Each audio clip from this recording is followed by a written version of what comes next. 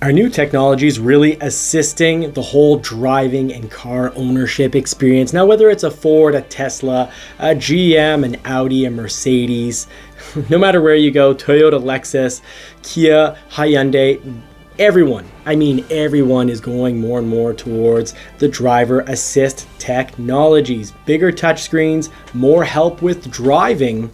But are these things actually helping, or are they more of a hassle? So that's what we're going to be looking at in this episode today, because no matter where you're from, globe to globe, from one end of the country to the other, driver technologies are getting more and more so prevalent. Starting to have less and less choice to actually avoid driver technologies, just like we're gonna have less and less choice to avoid an EV vehicle. Here in Canada, by 2035, all EV new sales will be electric vehicles, and that's going to Europe as well, of course, in different years, in the United States as well. So we're going to be forced more and more of these vehicles that can shut themselves off, that can control the speed, follow the traffic, avoid accidents. But are they really helping us to drive more safely and have a better driving experience?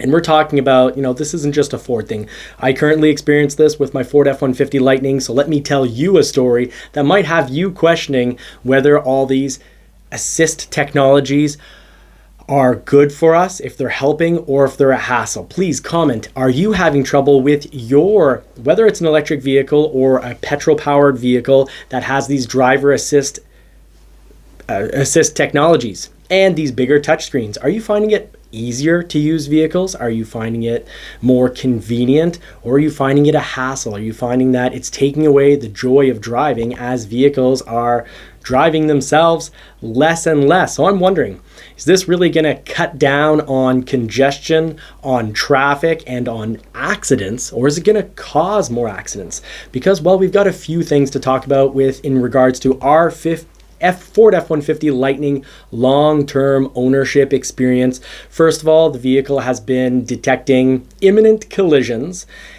causing actually near accidents. We'll talk to you about how that happened to us. So I'm Johnny from Johnny's Car Care and Reviews. Please hit the like and subscribe button. But a lot of these technologies, more and more, are going to become forced on us. So that we're talking about adaptive cruise control. We're talking about lane keeping and lane centering. Remember when backup cameras were optional? Well, now they're forced, legally required to have a backup camera on a vehicle. And I do suspect highly that more and more, no matter what manufacturer you're interested in, the vehicle you're looking at buying is going to have, by law, a minimum of some pretty invasive technology. So with the long-term Ford F-150 Lightning, we'll be producing a series of videos where you'll get to see that, hey, sometimes it's not as well evident and easy to use that big touchscreen as opposed to traditional buttons where you can easily find everything. And maybe I'm just having an older guy rant here. Maybe this isn't something that affects people in their 20s and 30s so much, but this definitely affects me. So I'll be giving you some tips and tricks how to actually avoid the hassles of the technologies. And here's the big one. If you're having a problem with your vehicle and it's just not functioning properly, like our Lightning randomly braking and hard because it detects an imminent accident, well, call your dealer. Book an appointment. Dealerships, now it's a little harder if you're Tesla.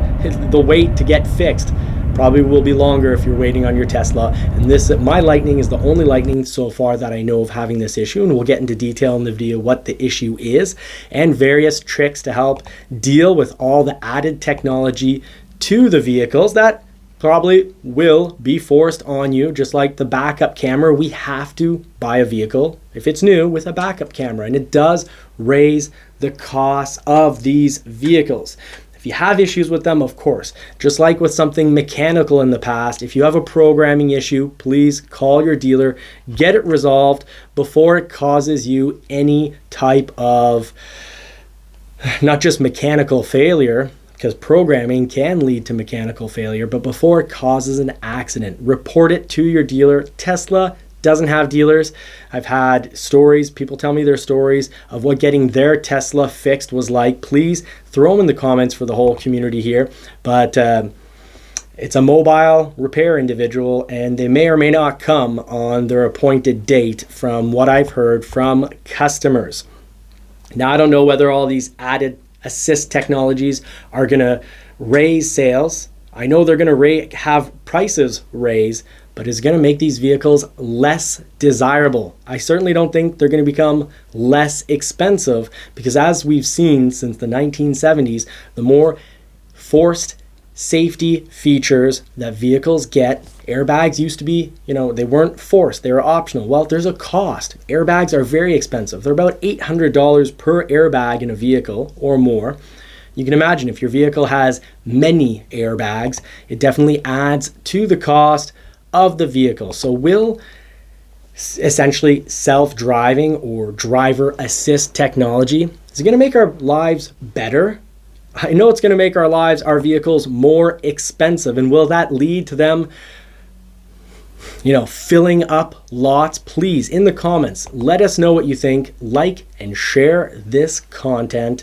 Please subscribe if you haven't already done so. Hit the bell notification to on, because I want to know what you think before we talk about the actual problem. And I'll go through some really helpful how-to for using those touchscreens so you don't get lost in them. But before these technologies are forced on us, we should all decide whether we want these technologies or if they're making us see red. Now, I know I was seeing red just the other day because Marie was driving the Ford F-150 Lightning, and this thing has definitely been calling out pre-collision warning. So on its own, it will brake. If someone's following close behind you, that's a bit more of a problem. And this is actually a very isolated incident.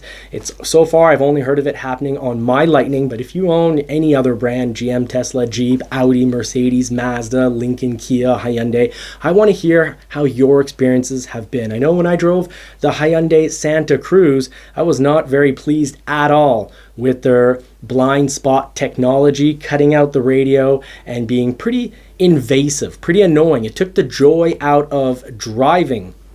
So please let us know what your vehicle is and what type of problems, if any. Maybe you love the driver assist technologies and they've always been perfect to you. Let us know.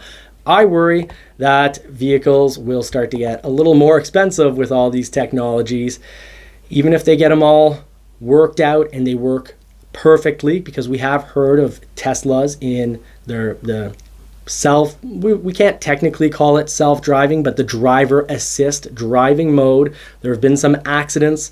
Will this cause them to pile up on lots and be undesirable, or is this something that people truly want, and that when governments make them mandatory, that will be very happy to have mandatory technology that helps drive us, and one day maybe mandatory to drive us. That maybe someday we will lose the right to drive. What will roads look like then?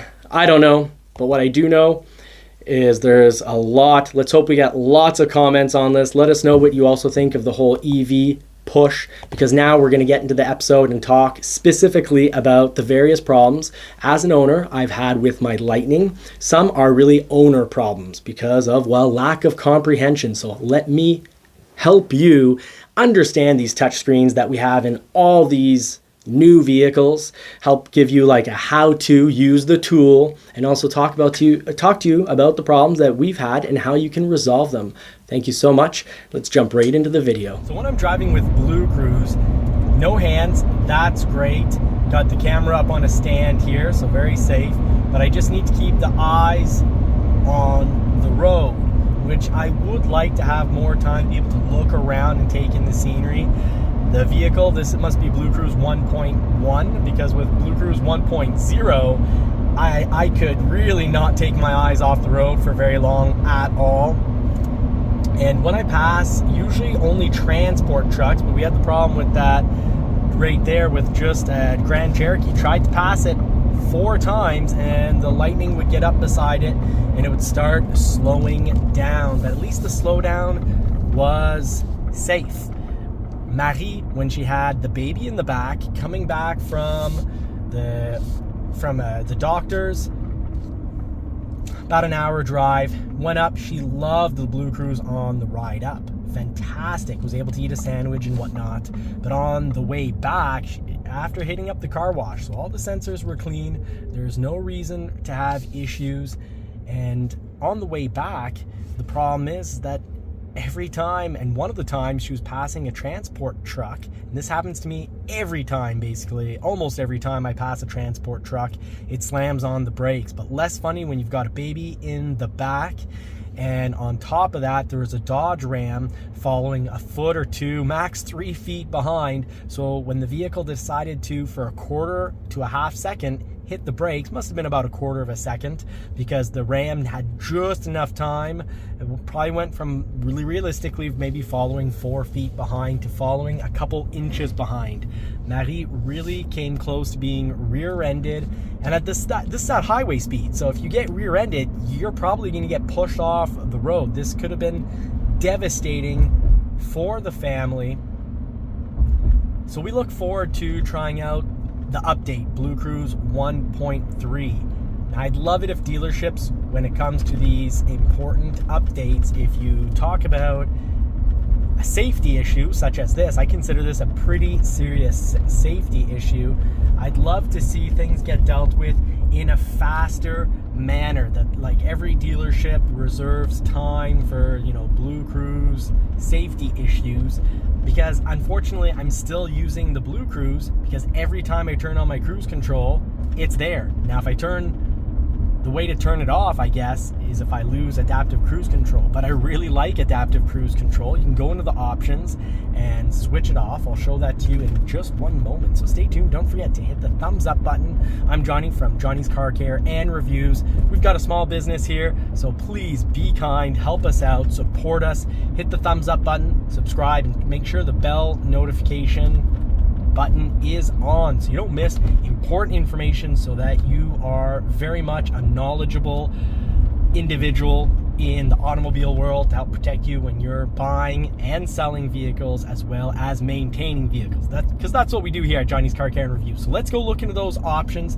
and show you how you can turn the Blue Cruise off and really what you lose. All right, so let's check this out. Now, if we go over and hit the little at the top here, you've got the little options here. You hit the little buttons. This pops up. That's where you can turn one pedal on and off. I like to drive with one pedal on. But let's go turn off the Blue Cruise. So just going through logic, you look at your options here. Driver assistance. Yeah, it makes a lot of sense if it's under driver assistance. So you can't it's hard to memorize these systems because they're a lot more complex than your traditional vehicle that had, 6 buttons. But here we've got adaptive cruise control. Well, we could turn that off. We don't want to. We like adaptive cruise control. You can even have speed sign recognition. Now, no matter what, it's going to be reading the speed limit over here and telling you that, for example, down here in the corner, speed limit 50. So, and that's off right now, the speed sign recognition. You still have the ability to see the speed. What you don't have is to follow the speed. You can actually have the Blue Cruise or your adaptive cruise control set up so that you only go 5, 10, 15, or 20 over the speed limit. You have speed limit assist here, of course. So you could have a warning if you want. You've got your lane keeping. You can turn that on and off as well.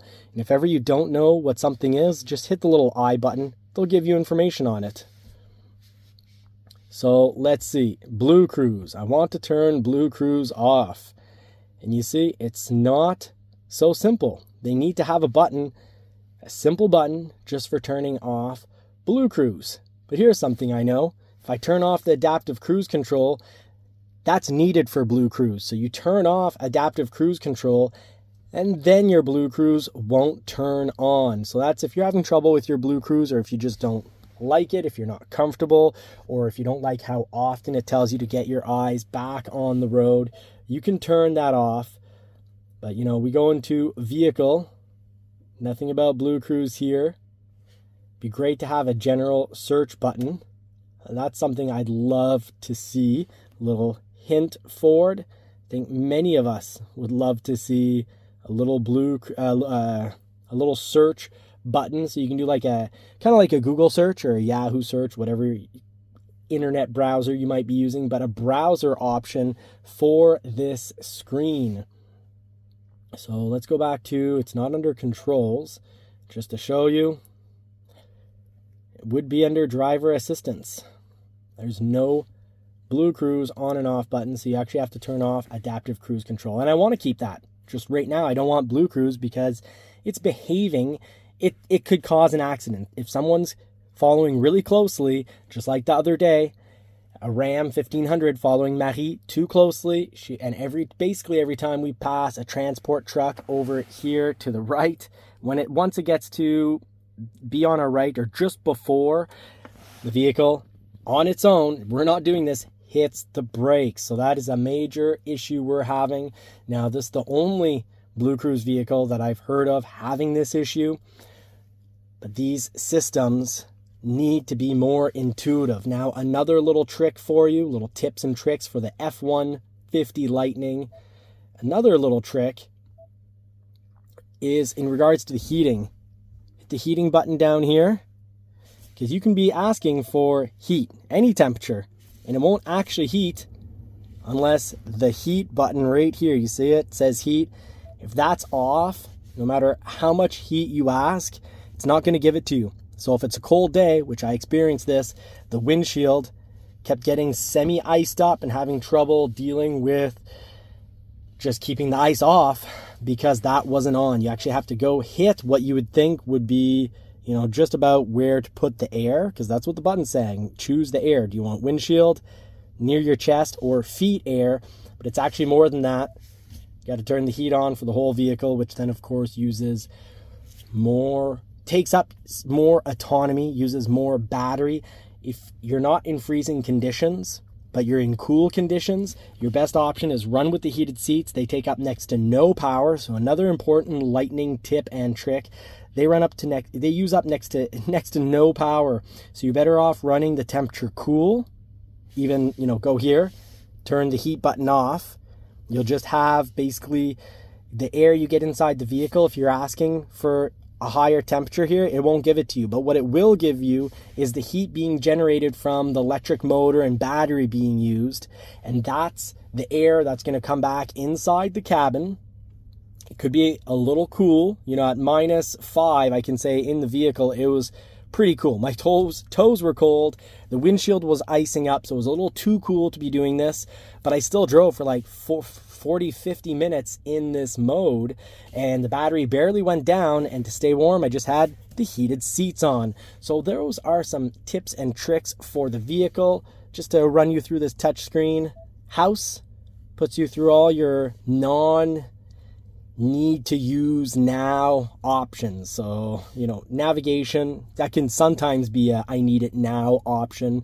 But you can see you've got your radio, phone, navigation, media buttons, your Android Auto buttons there. You can go into charging and get all sorts of information about charging. You can even plan times for this vehicle to start. So next departure, 8:05 a.m., this thing, while it's connected to the house, is going to start heating the interior of the cabin to use up less of the battery. So that's a really great trick to help give you more autonomy.